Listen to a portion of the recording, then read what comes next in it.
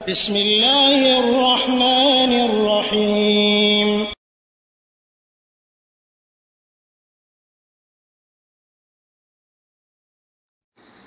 ওয়ালাইকুম আসসালাম রহমতুল্লাহি ওয়া বারাকাতুহু।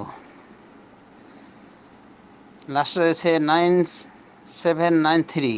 ভাই আপনি জানতে চেয়েছেন, সালাম দিয়ে সালামত উত্তর দিলাম। মসজিদের ইমাম প্রকাশ্যে শিরিক করে, তাবিজ পীর মানে, আবার বলে নবী মুহাম্মদ সাল্লাল্লাহু আলাইহি সাল্লাম মাটির না নূরের তৈরি ইত্যাদি বলে।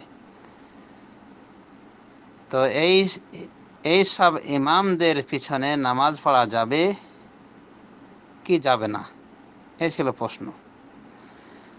এর উত্তর হলো যে ইমাম যদি শিরিকবাদী হয়ে থাকে, যেমন তাবিজ কবজের প্রতি এমন আস্থা থাকে যে তাবিজ কবজটাই সব কিছু, বা তাবিজ কবজে শিরিকি শব্দ ব্যবহার করে, যেমন কোন কোন বিভ্রান্ত রয়েছে দেবন্দী বেরলবীদের ভিতরে যে তাবিজের ভিতরে শিরক ঢোকায়, এই আল্লাহর কাছে দোহাই, এই ফেরেশতার কাছে দোহাই, এই রাসূলুল্লাহ সাল্লাল্লাহু আলাইহি ওয়াসাল্লামের কাছে দোহাই, এই হামান নমরুদ ফেরাউন কারণের কাছে দোহাই, নাউজুবিল্লাহি মিন যালিক। অর্থাৎ একসাথে দেখবেন যে লেখা আছে তাবিজের ভিতরে আল্লাহ, মুহাম্মদ, জিবরিল, মিকাইল, ইসরাফিল, আবার আজরাইলও নাম দিয়েছে, অথচ আজরাইল নামের কোনো ফেরেশতা পাওয়া যায় না এই নামে।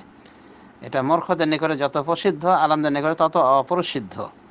কোনো দলিল নাই যে মালাকুল মউত মৃত্যুর ফেরেশতা নাম আজরাইল, বরং কোরআনে তাকে মালাকুল মউত বলা হয়েছে, হাদিসও মালাকুল মউত বলা হয়েছে, মৃত্যুর ফেরেশতা বলা হয়েছে। তো যা হোক, এভাবে চারজন ফেরেশতার নাম দিয়ে থাকে। এরপরে কি দেয়, ওই ফেরাউন, নমরুদ, হামান, কারুন, এগুলো বড় শিরক। তাদের নিকট আশ্রয় চাওয়া হয়েছে, মানে আল্লাহর সাথে গায়রুল্লাহকে শরীক করে দেওয়া হয়েছে। শয়তানের ওলি, আল্লাহর ওলি সবকে সমান করে দিয়েছে। তো এক শ্রেণীর বিদআতপন্থী, কবর পূজারী, মাজার পূজারী, এ জাতীয় ভণ্ডের দল এভাবে তাবিজ কবজ লিখে থাকে। আবার কেউ কেউ দাবি করে যে না, তাবিজ কবজে এগুলো আমরা দেই না, আমরা দেই কোরআন আয়াত। দেখবেন ও আর এক বেদাতি, দেখবেন কোরআন আয়াতের নামে 786 দিয়ে শুরু করেছে, দিয়ে কোরআনের সূরার কোড বসিয়েছে। তো এটা একটা বিদাতি। আপনি খাওয়ার সময় 786 বললেন, বলে দেখেছেন কোনোদিন? বা ওই বিদাতিরা খায়, খানা খাওয়ার সময় বলে 786, তারপর শুরু করলো খাওয়া, বা 786 দিয়ে নামাজ শুরু করলো, বা সূরা ফাতিহার একটা কোড নাম্বার আছে, এই কোড নাম্বার ব্যবহার করলে নামাজ হবে? তো এইভাবে দেখা যায় যে কোরআনের কোড ব্যবহার করে থাকে বিদাতির গোষ্ঠী। তো যদি কোরআন পর্যন্ত সীমাবদ্ধ থাকে, কোরআনে কোড হোক আর যাই হোক, তো বলা যায় যে এটা বড় শিরকের পর্যায়ে পড়বে না। কিন্তু পূর্বে যেভাবে বলা হলো যে আল্লাহর সাথে জিবরাইল, ইসরাফিল, মিকাইল, তারপরে নবী সাল্লাল্লাহু আলাইহি ওয়াসাল্লামের নাম, নমরুদ, ফেরাউন, হামান, কারুন, সবার নাম, আল্লাহর দোস্ত দুশমন সবকে মিলিয়ে দোহাই পাড়ে তাবিজ লেখা, এগুলি বড় শিরকের অন্তর্ভুক্ত।